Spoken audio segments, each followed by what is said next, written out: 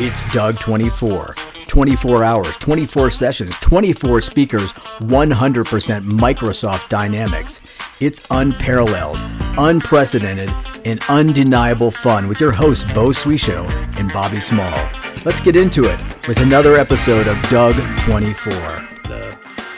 The Chris meet Christian and Harry, our next presenters. They're going to talk to us about some other topics other than CRM. So can't wait to hear you guys talk. Christian, can you hear us? Harry, can you hear us? Both of you guys are on mute. Yes, I can. Sweet. We'll go ahead and share video and share your presentation. I'm sure it's in the DUG24 PowerPoint template. So I really appreciate converting that. Thanks, Beau. Of course, you need to bully me on that. I missed that memo, but yeah, thanks for the patience. Appreciate it. Yeah. Looking forward to this. Awesome. Okay, Harry, you're ready to share. Oh, yeah. Let's do it. Unlock them agents. Let's do it. All right. Okay. Alrighty. Sorry about that. Sorry. I'm going to put it on Chris for this one. Yes, I'll get it going.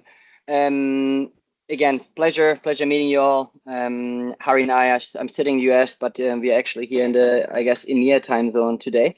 So pleasure meeting you all. Go to the next slide, kindly. Harry? Yep. Next slide, please. For some reason, it's stuck. Do one more time. One more time. Okay. Unlock your slide deck, then unlock the agents. Exactly. Yep. All right, we're here. Okay, what we're trying to accomplish. What we're trying to accomplish here today are really 3 learning objectives, right? If you hit at least 2 of them, I think Harry and I are both happy, and you get some value out of it. Number 1 is we set the expectation. That's actually my part to just lay of the lands of agentic orchestration. So not just Copilot Studio or Azure Foundry, or out of the box agents, but also how Purview, Fabric, Agent 365 from a governance and data foundation plays into the whole story. aka we built the house of our dreams. I'll get back to the analogies in a second. Then we'll talk a little bit about some agent capabilities. We just touched on the out of the box agents again. I think most of you have worked with them, have seen them. So I don't want to spend too much time, but I want to build up what Harry is talking about. What is extending agents and building net new agents. Harry will then go through some custom agents. We built them actually as we go here. And we will also talk about co-work. And hopefully it enables all of you to position AI strategically internally if you're working with an end user, or externally if you're working with a consulting organization. That's really the learning objectives. Harry, on to the next slide. Awesome.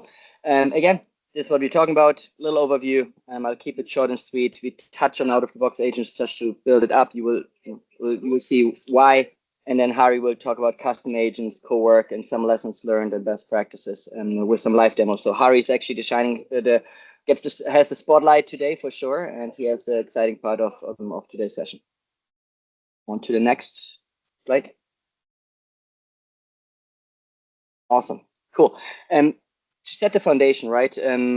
I want to start, to build up what Harry is talking about in a second. I know there's some folks from Microsoft here, but I always start an agentic topic with, you should ask yourself, is AI or agentic orchestration the right tool? You really see the full tool set or toolbox of automation, meaning if you do have defined exit and entry strategies, so clear decision points, maybe RPA is better, or Power Automate, right? And you don't need the large hammer for that tiny problem.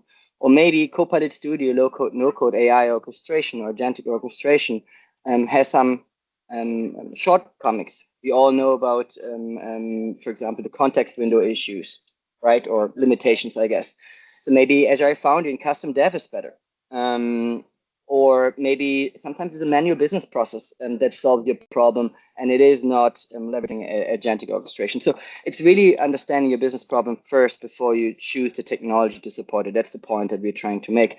And for you to make that assessment, it's really important to understand what business problems AI actually solves. And AI agents with LLMs solve business problems usually that are complex, ambiguous, and iterative, where there is the path to the solution or the resolution isn't really linear or predefined. So it's not really rule-based in a way.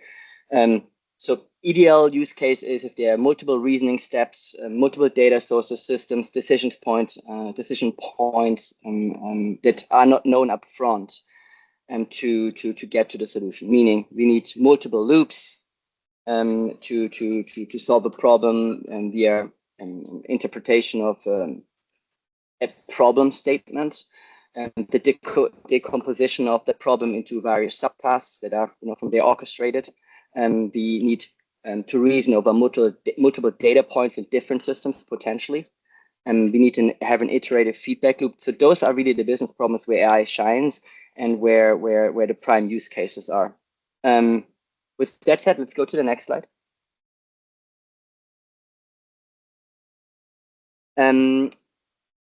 This slide is probably familiar to you in one or the other way, but the point that I'm trying to make here is really to paint a vision of where Agentic is going. We all used to navigating forms, clicking buttons, creating transactions, and that way. Where we're moving more and more to is leveraging Copilot or here Cowork in the near future to interact or dispatch or agentic orchestration and mention our intent, and from there we retrieve knowledge or trigger actions. That is really where we see the future of biz apps going, where we also don't want to retrieve certain data points, we want to get comprehensive knowledge and from there take action. Go to the next slide, please. That's the exciting one, I hope. All right, you can just build up the full house. Click 6 more times, I believe. So I don't need to. One more time, and then we should be good. One more time. Yeah, perfect. All right. So what you really see here is how we envision the house of agentic orchestration. That is what I referenced with my analogy earlier too. And as you know, you built the house from the ground up, right? And you cannot start with the roof. So when we are working with customers, or we are creating content in the community, we start with the concept of Purview and Agent 365, one for data governance and one for operational governance first. If you're not familiar with Purview, that's Microsoft's SKU for data security, compliance, access control. So for example, you can define which files, emails, for ERP data an agent can read or act on, and have data classification policies. So make sure that sensitive financial or HR, I shouldn't know what both payroll is, for example. You can make sure that this is restricted. Also DLPs, that the agent doesn't do some crazy things and move sensitive data or data that you that is valuable to you. So that's some of the things that we can do in Purview, and that's the foundation before we actually want to build an agentic orchestration at scale or enterprise scale. That's more the data side. On the other side, there's also Agent 365, what we are calling operational governance, so to speak, where we can monitor agent usage, activity, token consumption, cost management, limits on execution. You have some KPIs as who is using it. You have an agent inventory, those kind of things. So it's really your operational view of what agents you're using, which ones are running your business. And this is for us really the foundational layer before you build out agentic use cases. So we're not often we're starting with use cases with one use case to the previous presenter mentioned one use case at a time and build momentum.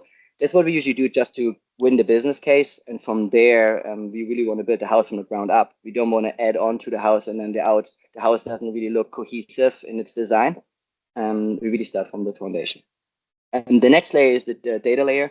You all are hopefully or probably familiar with Fabric as the unified data layer, and leveraging the medallion architecture here to unify data from different systems via bronze, silver, and gold layer, aka raw data, cleansed data, and then curated business relevant data to make sure that the agent is leveraging clear data definitions that are business relevant and unified across your system stack.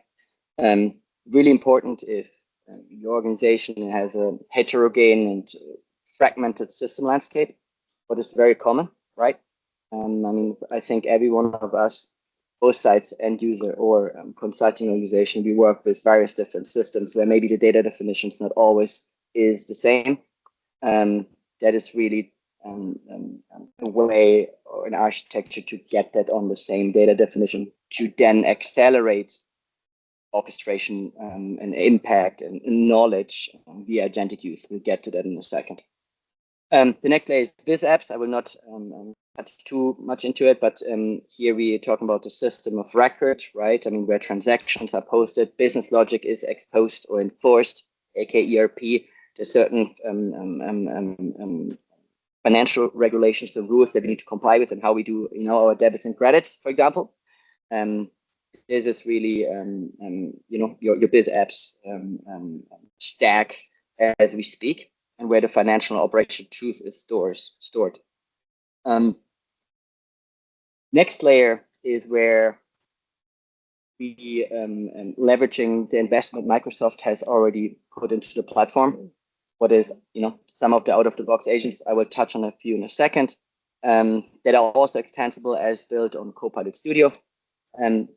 Those are just scratching the surface to make sure that, I mean, luckily, I'm not a dad yet, but will probably laugh at me here. To give the kid a little bit of sugar and hopefully, we get addicted to it. I think that is really the strategy here. It's not industry specific. That's where the partners should play. At least it's my understanding. Where the partners should play and where the industry specific agentic experience are housed are in the two levels above. What is Copilot Studio, right? We can build agentic orchestrations here. Harry will build one later in the second with you.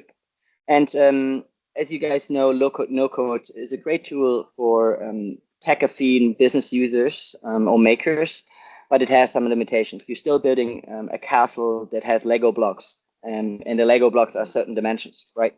Meaning you do have some limitations, and some of them are, for example, the context window that is limited, just to mention one. Then we have the custom development layer. Let's say low-code, no-code is not making the cut because of those limitations, or you need something more robust. You can use Foundry for your multi-agent, multimodal orchestration, and it requires a pro-code audience to develop that. So it's a bit more sophisticated, but that's another way of how you can further, based on your maturity of the organization, and drive to agentic orchestration. And funny enough, I purposely chose Cowork and Worker queue on the roof on the, I guess it's called Canon, right? Again, the thing where Santa gets into, sorry, language barrier here, because this is really how we envision how folks interact with the house of our dreams, so enter the house of our dreams, like Santa magically, right? Via Cowork and dispatch work. So that's really the layer where human and agents work together, where the prompts get decomposed to subtasks, the agents get to work based on the foundation with Fabric, Purview, and Agents 365, grabs the data, gets back the knowledge, or triggers the action. So this is really what we meant with agentic orchestration layer by layer. Let's go to the next slide. So this is really the lay of the land of how we think about agentic orchestration. What are the components to make sure you set up for suggest? Double-clicking on the three layers up top. Just want to highlight here. Each of them have different audiences in terms of who will probably work with it or enable it or build in those areas. Built-in agents, probably business users, system admins are fine to do that. It's configuration only, not couple prereqs, but not too complex to set up. Copilot Studio is where citizen developers are sitting, and then Foundries where you probably need pro developer capability to make it a success. So pretty much you can see the farther we go down, the more technical programming skills you need, but you also have more opportunities, more flexibility in terms of your agent use cases and design. Next slide, please. And promise, this is not just slides. I'm just setting foundation. Harry is the shining star, as I said, who has the fun today with the live demo later. The point that I try to make here is we're talking about out-of-the-box agents. And if you're using Dynamics 365 and you have not enabled out-of-the-box agents, you may say, I don't use AI at this given point in time. Well, that's not true. Because if you're using Dynamics 365 at this given point in time, Microsoft has built in some Copilot summarization, more summarization capabilities where you're already using it and you may not even know it. Some of them are the products and purchase order, or even on the AWM app and advanced warehousing app with those work order summaries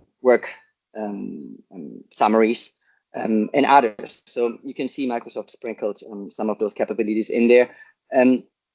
Low-hanging fruit, just I guess to get folks, in the habit of using, of thinking or understanding how AI works, summarizes across different data sources and gets you information, aka knowledge, quicker.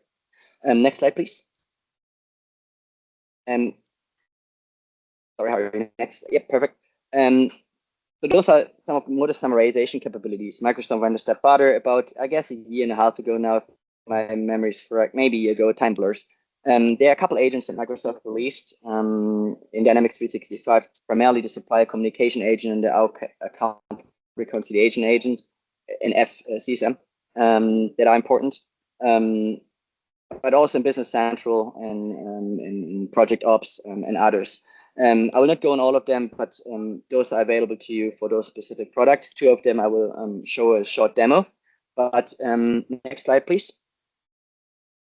There are a couple more agents actually that Fast Track released. If you take a look at the GitHub repo, those are some of the agents that Fast Track also, I guess, made available. Some of them are, I guess, more around your ERP. For example, the release planner helper. Guess what? It's not really a business process in your ERP, but it helps the system admin or whoever leads the ERP department, ERP product in your organization to be up to speed on the release planner and new features and so on. Same applies to the ERP compliance advisor agent, potentially, probably more for the system admin audience. Some of them are more for the technical audience, like the trace parser, for example, or the batch framework telemetry agents. But you see that even also FastTrack has developed some agentic experience that are at your fingertips, what you can use it and further enhance your productivity in those areas, and hopefully gets you thinking about what's possible, and you can build your own with the tools Microsoft provided, Copilot Studio and Foundry in that example. Next slide, please. Actually, two more, because we will go straight away into the demo. That's the demo. You can just kick off the demo. That's the demo of the supplier communication agent. There are really two experiences, but the one that we are addressing here is that we get vendor communication, and based on the vendor communication, it updates the ERP.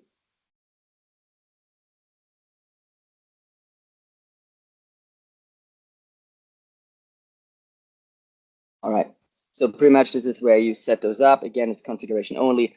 Here I can say, hey, look, based on, please create a draft email every time the PO is delayed based on those criteria. Here I choose the purchase order instead of the vendor. So you can set up those criteria every time, what it should monitor in your ERP. You can also say in which formal or non-formal context it should be replying or drafting that email. And you can see the fields are very extensive in terms of the logic you can apply when to use and when to trigger that specific agent. And you can also include, of course, a signature. Here, what I've set up is every time you confirmed receipt date past due, please send an email draft. At this point, I don't want to send it out directly because I want to first test it out, and it will monitor exactly that. Here I have my signature itself, and I could put, for Segurado, manager XYZ in there. And if I would like, I can, of course, edit that later on as well. In this example, it was Vivesh that set that up.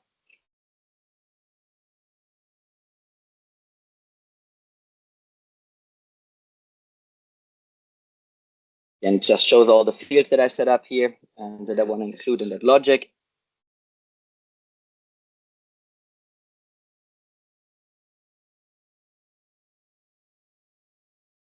Now we take a look at the PO or the vendors actually first.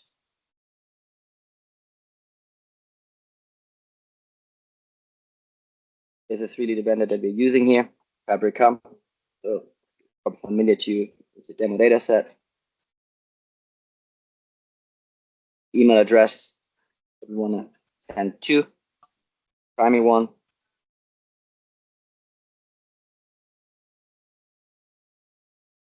That's the PO now that is past due. So you can see the PO was placed in the past. And we passed due our complaint ship date for 5 days at this given point in time. So it was 7/25. We actually have 7/30 right now. It was 2025. You see the product lines just for your understanding.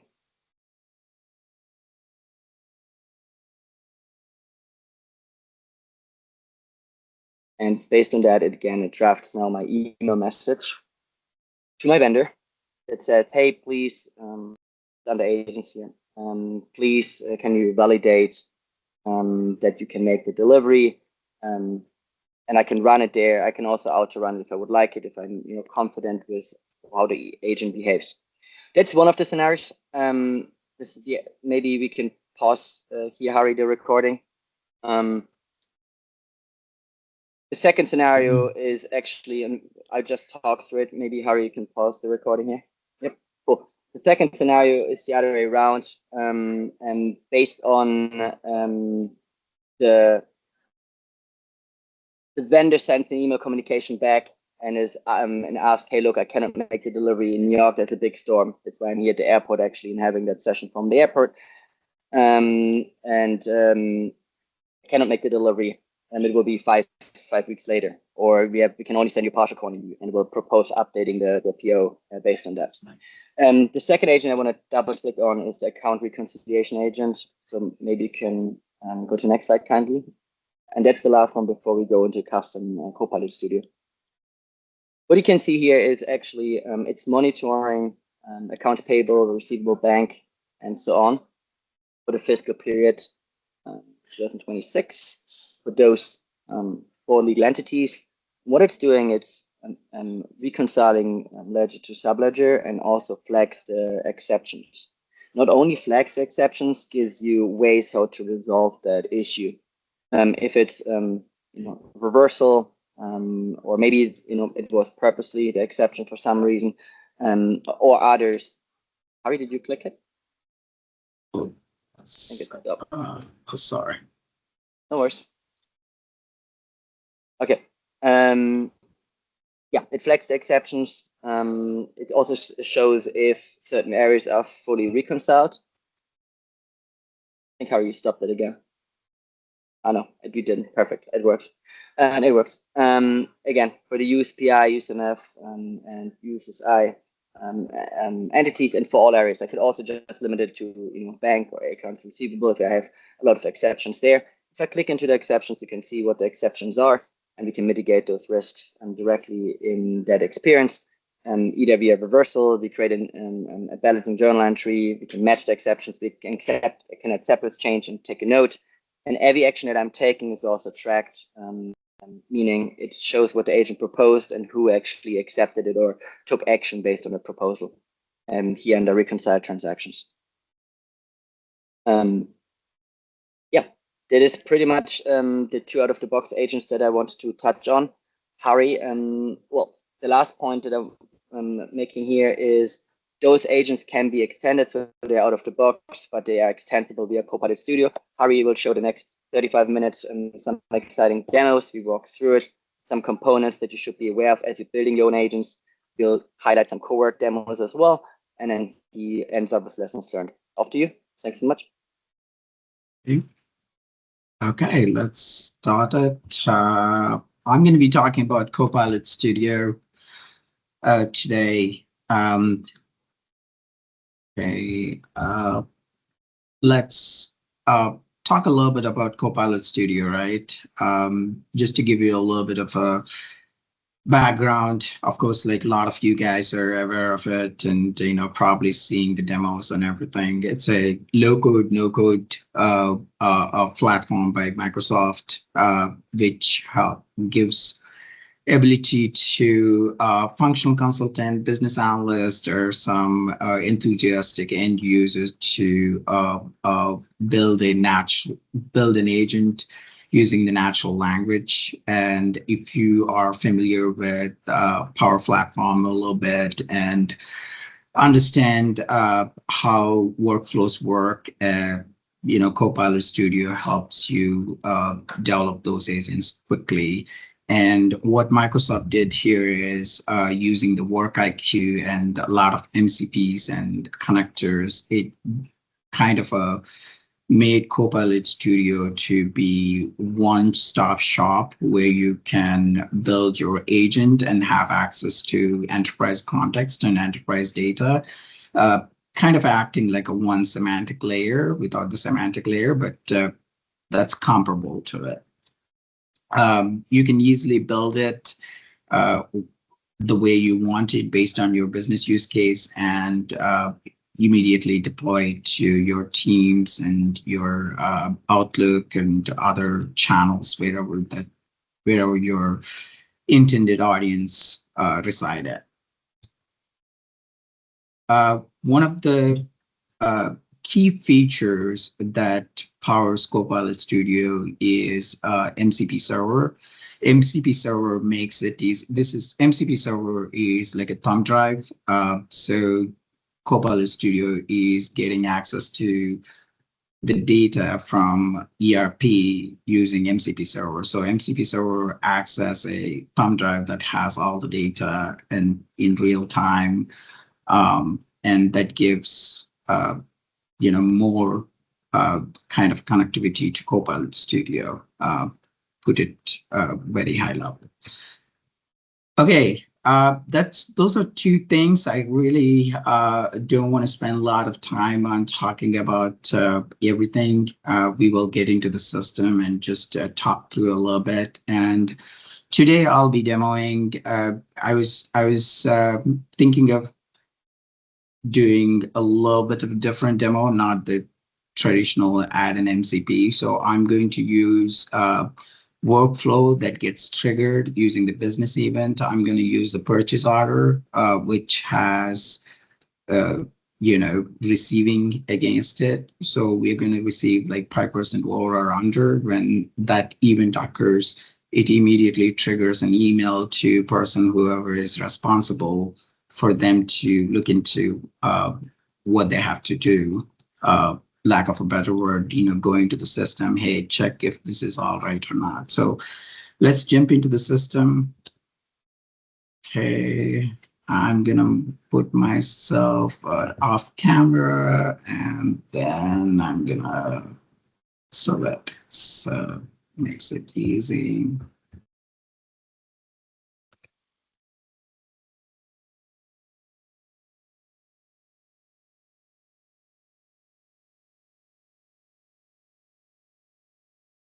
Okay, so first let's go into Copilot Studio. we all, as you can see, this is the URL for Copilot Studio. Before that, let me show you guys like how do you enable MCP in your environment, just in case if anyone is at the beginning stages and like trying to get into AI in Beau apps. What you do is you go into your feature management, and if you go to all,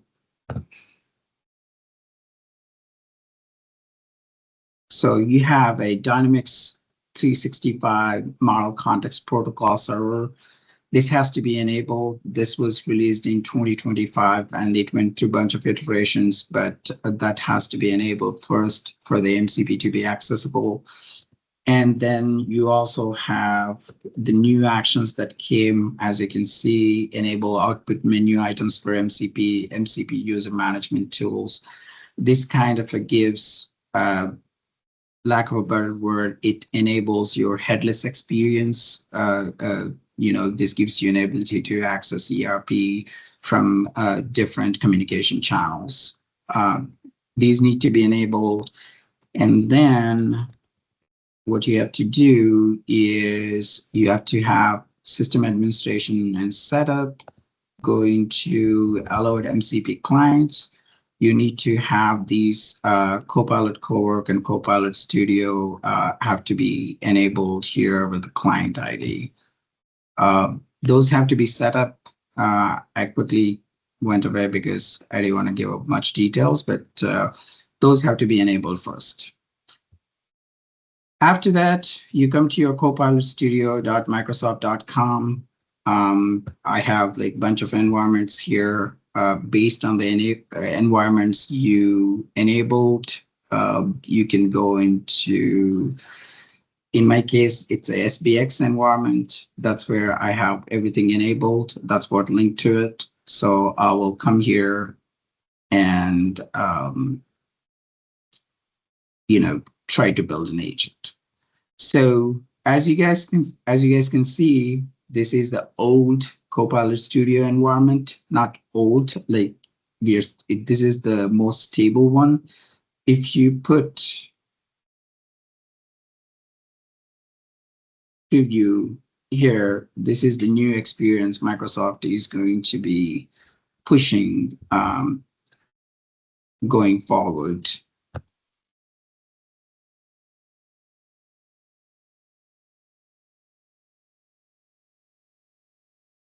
So this is the new experience, but I will start building in new and old because of some publishing issues that I've been observing in the new environment because it's still in a preview state. So I'll go ahead and start building in Copilot Studio old experience, and then we can go from there. So let me go to agents. To build an agent, you come here, click on agents, create a blank agent. In my case, I'm creating Beau.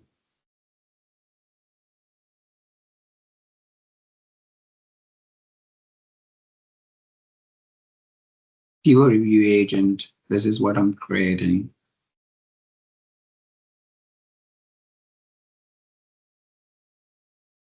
Once you put that information, it takes a couple of seconds for everything to get enabled. But this is how it looks like. You have details, description, agent model, instructions, knowledge, web search, and tools, a bunch of things. Key things you have to remember is your agent model. This is the orchestration model. You always have to pick something that is stable, and you need to keep an eye on it because these models can get out of commission, and you need to keep an eye on it. Preferably control it through environment variables or something. And also do not use anything experimental, but for your thing, you can, but if you're building a production grade agent, try to stay away from experimental. In my case, I'll pick Cloud Opus 4.7, right? And the instructions are one of the key things. This is what tells agent how to behave, what are the guardrails, instructions, and everything that your secret sauce of like a day-to-day when the problem occurs or business process you're doing, how are you going to do that? This is where it goes. In my case, I have a very simple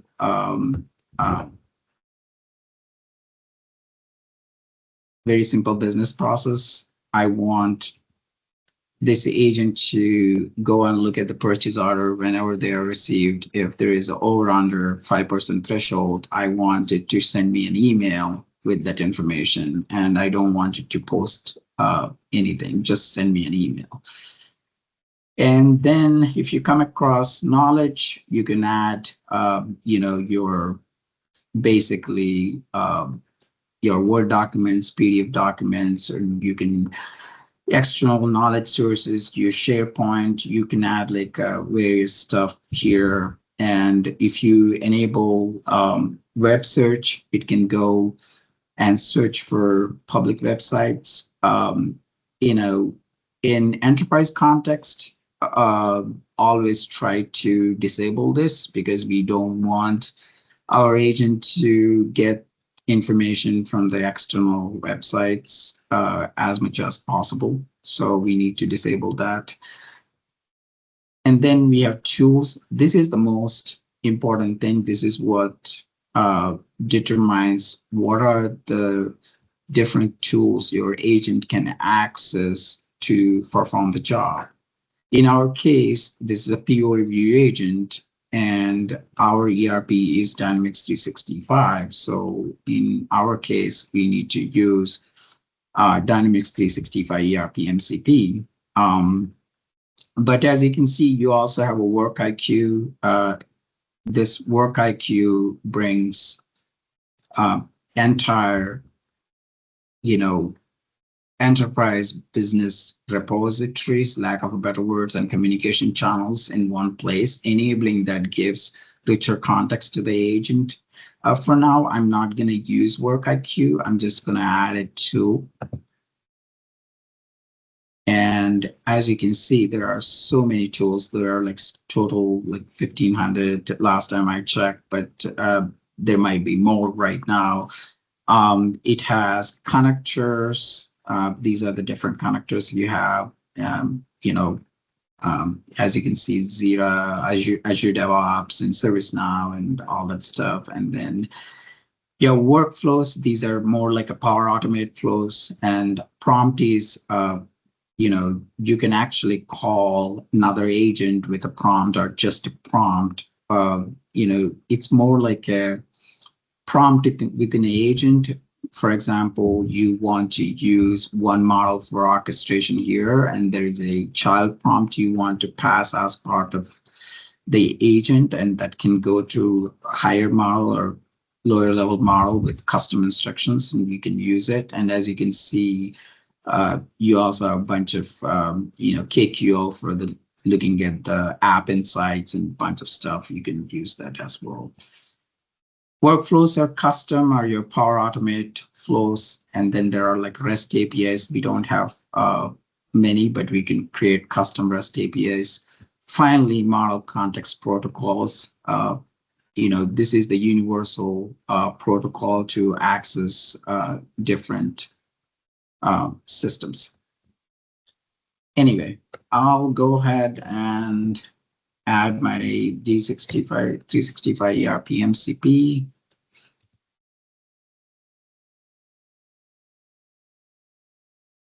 So this is the new, don't use this one, use this one. This is the new one.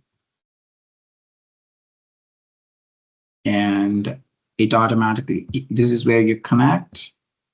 You can use your thing, but as you start building on behalf of connection and service principal connection and different things comes into picture. But for now, you can use your own connection.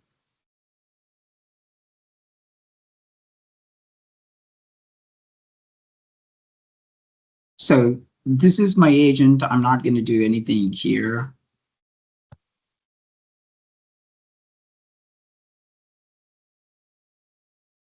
And I'm going to publish this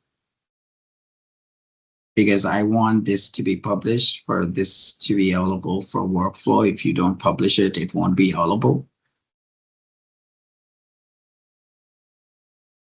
While this is getting ready, let's go and build our workflow.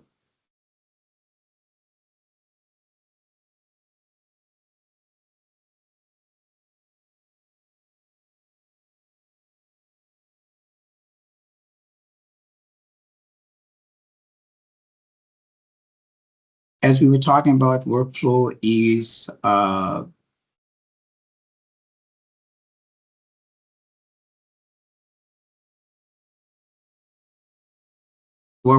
a new concept, not necessarily new, but Microsoft revamped it. Right now, it's a drag and drop model.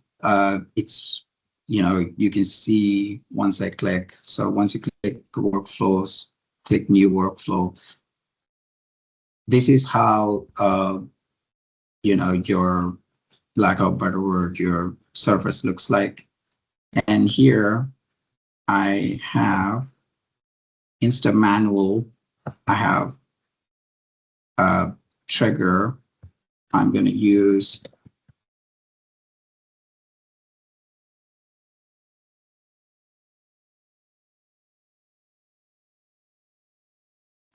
this trigger when a business event occurs, right? And what I'm building here is when some action happens in D365, we want to trigger this event. So now I'm going to go ahead and pick M365 Copilot SPX. That's going to be my environment. Then, as you can see, all the business events, business event related transaction types will show up here. And I'm going to use purchase order. I'm going to say when the purchase order is received. And I will say legal entity. I mean, you can keep it wide open, but then in my case, I'm using ESMF. So I'm going to use that. So this is going to trigger when that business event happens. Then I'm going to add a step and I'm going to call my agent I just built, right? So this is what it is. Once again, my connection. Here, let's see if my agent got published. My agent got published. I'm going to look for that PO review agent that I just built, right? And in this case, I'm saying, when the business event triggers, trigger my agent. And once I trigger my agent, I am going to give it like, hey, review this purchase order and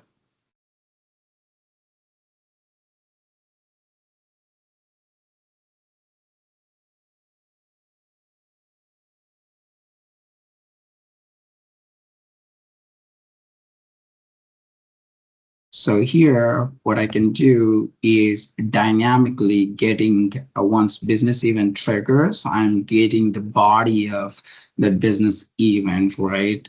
What, kind of like a JSON data or, you can name it, like the data is coming through here. And then it is asking for how the text response should be. Like I'm going to just say text response, our structured output, or you want a custom JSON, you can say it. So right now, business event triggers, and then it triggers the agent, and the agent gets the data and goes through the process I described by analyzing that data. And then I'm going to add human review step here. In the human review step, I have to define like what I'm trying to do. I mean, once agent passes the text output, what should I do? And should I send an email to responsible party to do something, kind of like a adaptive card, yes or no, or kind of a deal. So for this, I would say review received.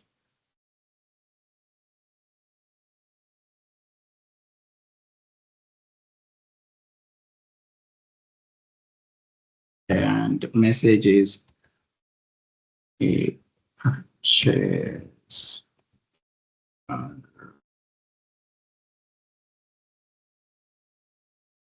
received.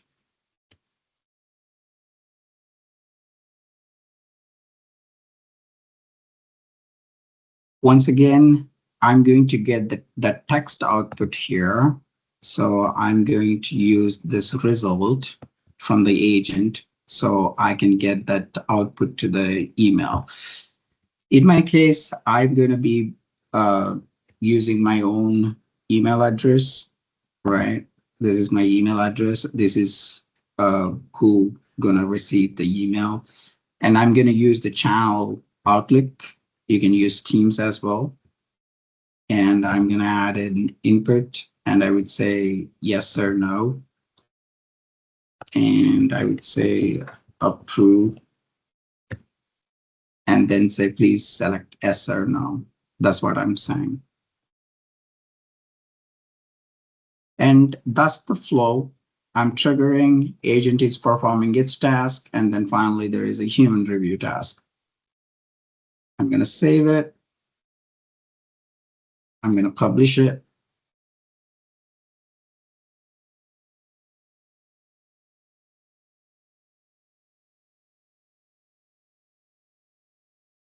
So it's done. Then I'm going to come here to my D365, all purchase orders.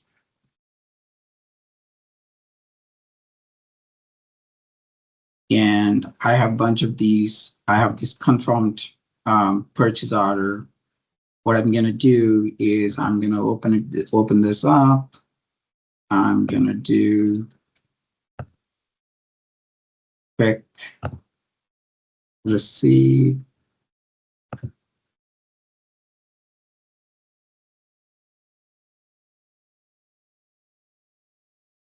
I always say don't post it from here, but I'm going to do it just for the demo. Usually, DUG24, sorry.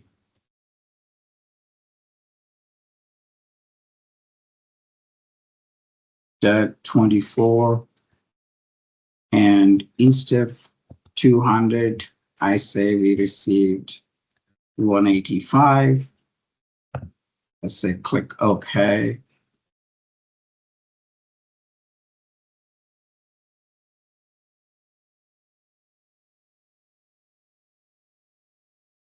So this completed, and if I come here and check activity in a couple of minutes, it's gonna get triggered. But just to show you how it looks like, since we are like cutting very close to the time, and I also want to cover the co-work as well. I'm gonna go to my other workflows here. Here is it, reviewer. Okay, I'm going to use this one. I already ran. As you can see it's running. it's running over here as well. Well, after it runs, what it does is, let me show you here.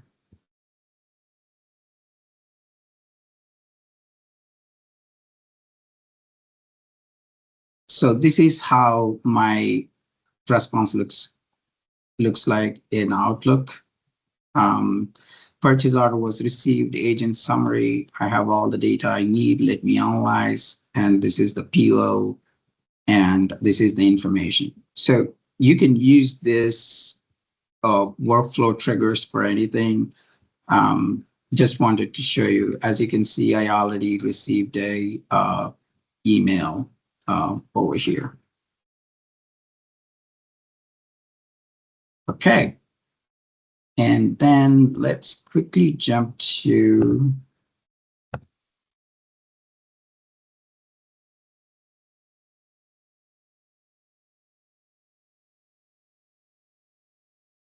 Copilot Cowork.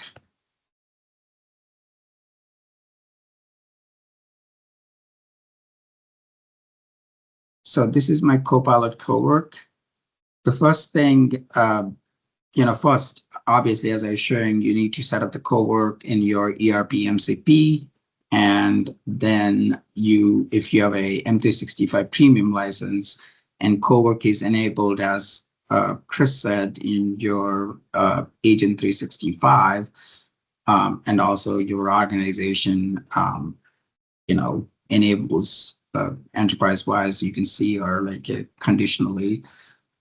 But once that is done, if you have all access, you have to come here, you have to click Customize, and this is where you see these installed apps, Dynamics 365 ERP apps, Fabric IQ, and you can also upload other plugins, and there are more in here. But for the Dynamics 365 ERP apps, just say enable it, and then you need to pick your environment, right? Which environment you wanna use. In my case, I'm gonna use this one, right? And it's gonna show all the environments it has access to. Once you're done, you can say new and say, can you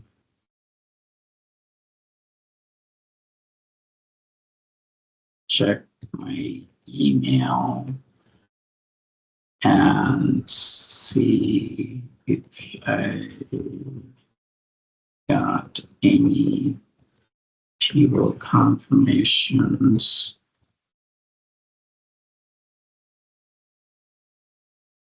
Vendor and update Dynamics 365 POs. So it's going to take a little bit of time.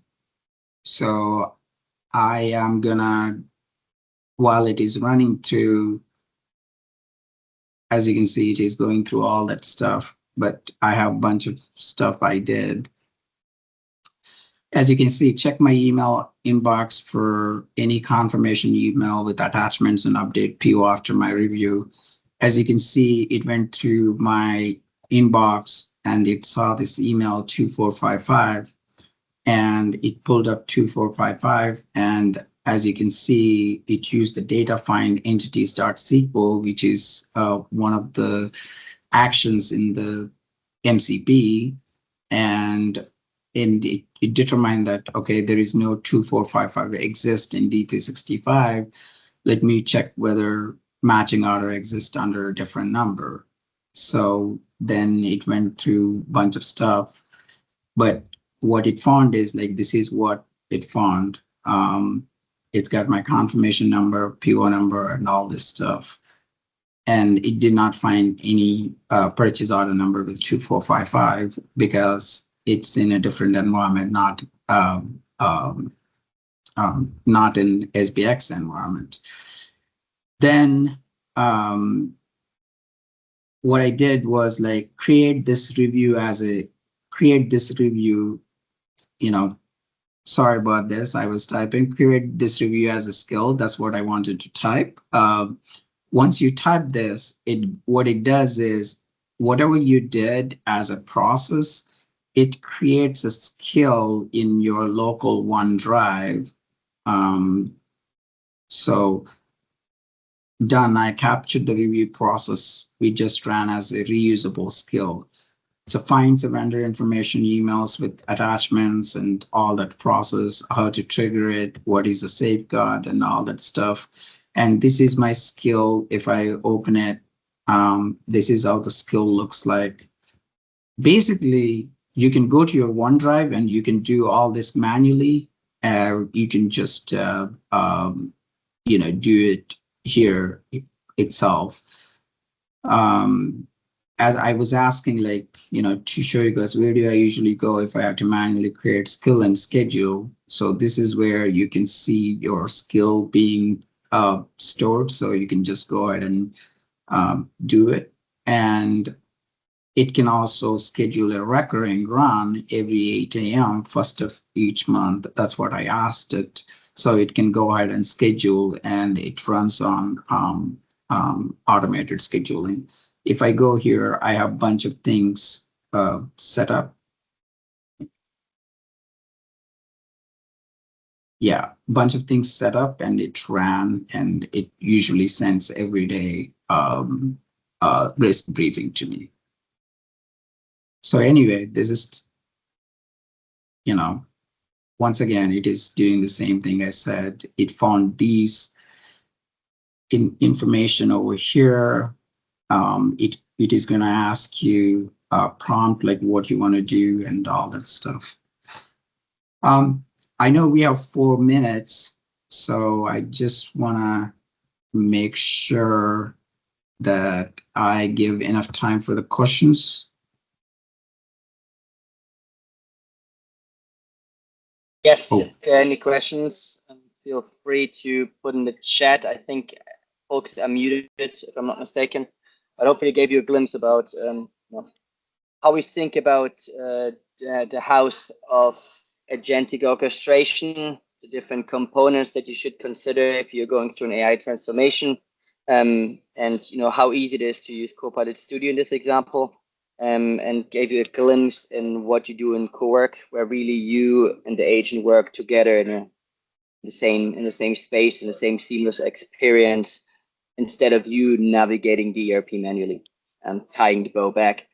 One last thing that I steal the screen from you for a second, Harry. Okay. Just in case, Beau already put contact data in the chat, but if you want to just take a screenshot of those barcodes, feel free to connect with Harry or I.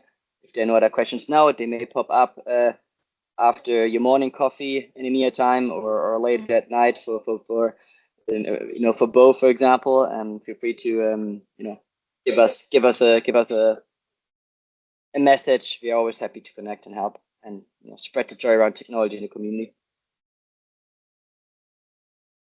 All right. If there's no question, throwing the ball back to you, Beau. It's a quiet group. For some folks it's normal day. For other folks it's in the morning. But yeah, quiet group. But you guys did a great job.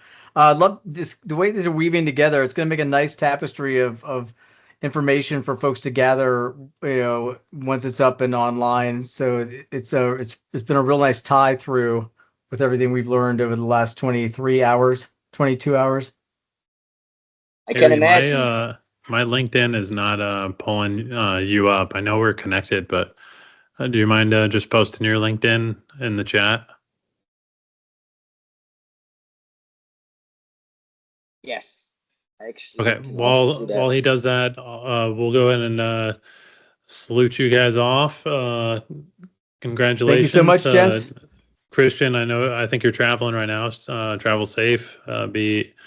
Be safe out there. And yeah. Thanks for having us. Yes. Appreciate it. Thank you. Yep. Thank you guys. Bye-bye. Thank you. Bye.